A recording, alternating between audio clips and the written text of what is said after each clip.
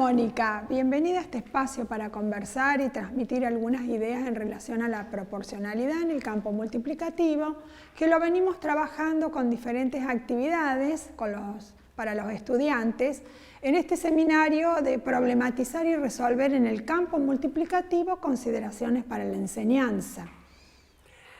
La verdad que es un gusto compartir con vos, Mónica, este espacio. Justamente con lo que mencionaba Silvana recién, resulta interesante comentar que la proporcionalidad directa como la proporcionalidad inversa son modelos matemáticos adecuados para describir situaciones cotidianas, fenómenos de diferentes disciplinas y situaciones vinculadas con la medida, los números y las operaciones. Por eso, pensando en contenidos y conceptos que se vienen estudiando, queremos preguntarte ¿qué relación existe entre la proporcionalidad y la multiplicación?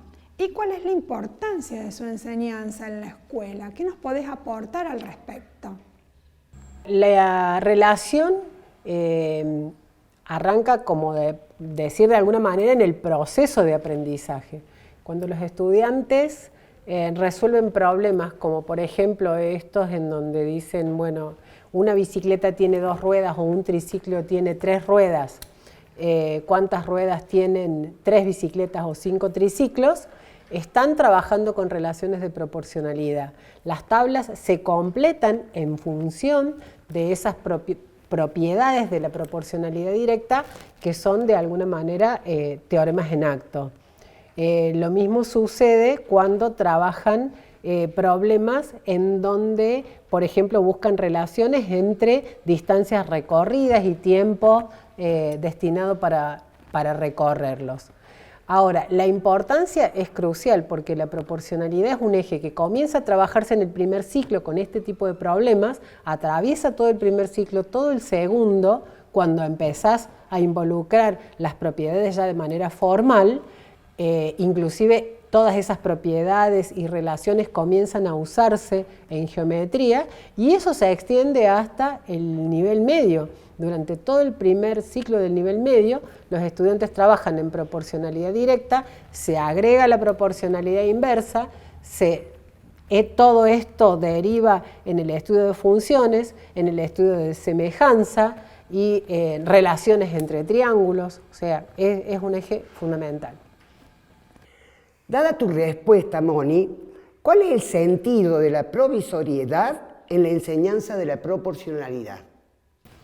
Y la provisoriedad viene dada por el proceso, un proceso que comienza con situaciones sencillas en el primer ciclo y va evolucionando a lo largo de toda la escolaridad. O sea, el hecho de que un estudiante use la relación de, por ejemplo, esta tan común que al doble le corresponde el doble, no necesariamente va a poder de alguna manera definir simbólicamente esa propiedad. O sea, la va a usar como un teorema en acto y a medida que va transcurriendo la educación, vamos complejizando y formalizando las propiedades y las relaciones hasta que se transforman en teoremas. Ahora, todos los contenidos que enseñamos, no pensamos en enseñarlos de una vez y terminar el concepto desde el punto de vista matemático. Cuando los estudiantes abordan la división, por ejemplo, o cuando abordan fracciones, abordan algunos aspectos de la división, algunos aspectos de las fracciones, a medida que van transcurriendo la educación primaria. Cuando nosotros decimos, ¿cuándo un estudiante sabe multiplicar? ¿Y cuándo sabe multiplicar? ¿Cuando conoce todos los sentidos de la multiplicación o cuando conoce alguno de los sentidos de la multiplicación? El redondear un concepto lleva prácticamente toda la escolaridad. Lo que vamos haciendo de un ciclo a otro es como, digamos, perfeccionando, para decirlo de alguna manera, y agregándole sentido a cada uno de los conceptos. Brousseau dijo que los conceptos, en realidad un estudiante aprende o puede decir que sabe cuando puede discernir aquellas situaciones en donde el concepto tiene sentido, es herramienta de solución, y aquellas en las que no, y eso lleva todo un proceso. Hablando entonces de ciertos aprendizajes, Mónica, que funcionan en un campo numérico, pero tal vez no funcionan en otro, ¿qué considerás importante observar o bien que hay que prever en relación a estos supuestos tan mencionados de que multiplicar agranda y dividir achica? Yo ahí lo que diría es que por ahí los maestros no tendrían que decir multiplicación agranda, división achica, porque eso pasa solamente en el conjunto de los números naturales. Cuando cambio de conjunto y voy a los números racionales, esta cuestión deja de funcionar. El tema es que no hay manera de que el estudiante no adquiera esa noción cuando estamos trabajando con todas situaciones en donde funciona. O sea, el decir en el conjunto de los números naturales que la multiplicación agranda, funciona.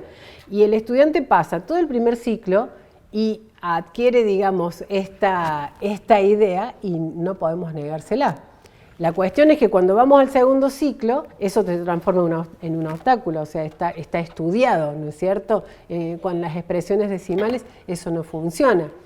Yo digo que para un maestro en formación, lo importante es saber que esto sucede y no afirmarlo con el discurso. Y pensar que cuando va a tener que enseñar a multiplicar con números racionales, esto va a pasar. Es parte de un aprendizaje anterior que hay que revertirlo a partir del trabajo con ejemplos, a partir del trabajo con problemas, o sea, problematizar la idea.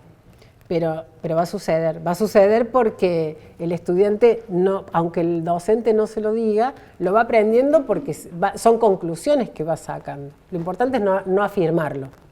Volviendo a lo que manifestaste, ¿qué situaciones son las propicias para su tratamiento de la proporcionalidad?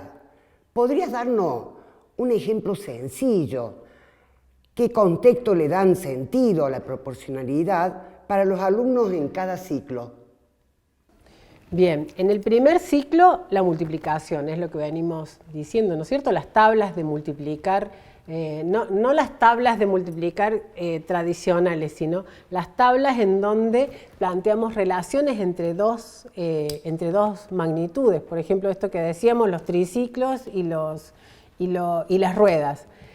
Cuando yo voy al segundo ciclo, tengo todo el universo de la medida, ¿no? Las medidas de longitud, las medidas de superficie, inclusive la proporcionalidad ahí es muy fuerte para mostrar justo la diferencia que existen en las relaciones de perímetro y en las relaciones de superficie, o sea, cuándo se cumple o cuándo no se cumple la proporcionalidad directa.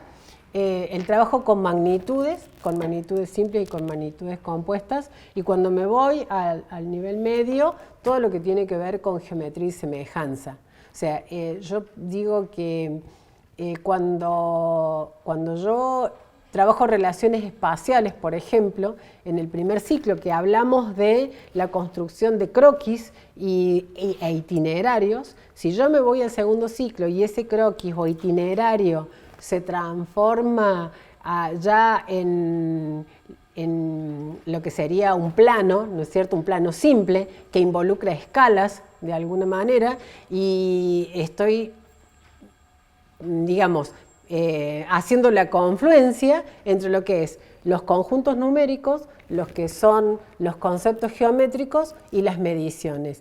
Y si llegamos al secundario y logramos que los chicos hagan una maqueta a escala, la proporcionalidad nace en el primer ciclo y se cierra en el secundario.